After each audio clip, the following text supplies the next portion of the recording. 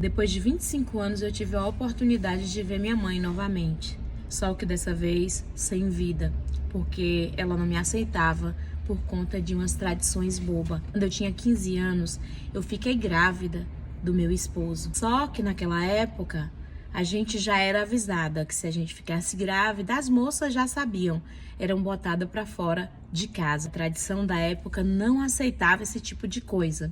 E aconteceu comigo. E quando eu fiquei grávida, minha mãe me colocou para fora de casa. Aí eu fui morar na casa da avó do meu atual marido, que era um amor e me auxiliou em tudo.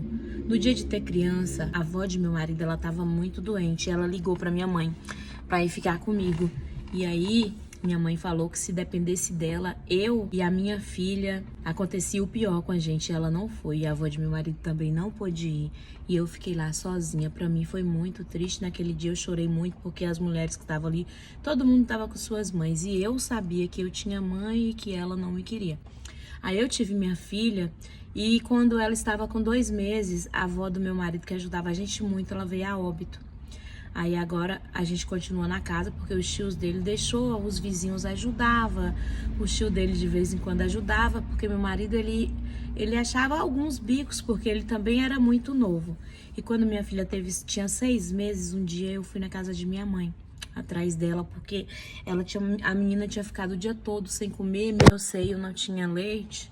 E quando eu cheguei lá, ela bateu a porta na minha cara. Aí eu falei pra ela: mãe, mas pelo menos me dá uma lata de leite, porque ela sempre foi comerciante. E ela falou: se você não tem condições de sustentar a sua filha, dá pra outra pessoa. E ali eu fui embora muito triste, chorando. Naquele momento, né, um motoboy da minha cidade parou, que viu o meu desespero e perguntou pra mim o que estava acontecendo. Aí eu falei pra ele, né, o que tinha acontecido. Aí ele me levou no mercado e comprou alguns leites, mucilão para minha filha.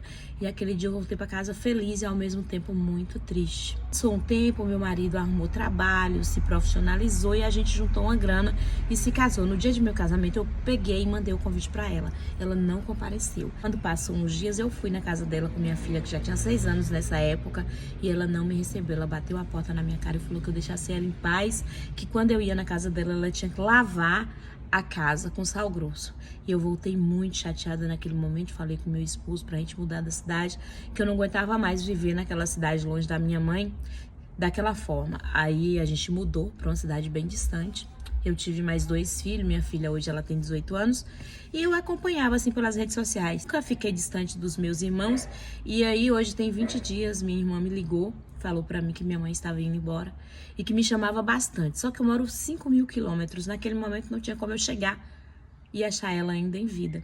E disse que ela chorou bastante na hora de partir e que me chamou assim no último minuto. Aí eu fui para o velório dela, levei meus filhos, que não conhecia, né? Mas não conheceu ela viva. E o que eu queria dizer com isso é para perdoar. Se você tem uma mágoa, perdoe, porque o rancor não leva a nada.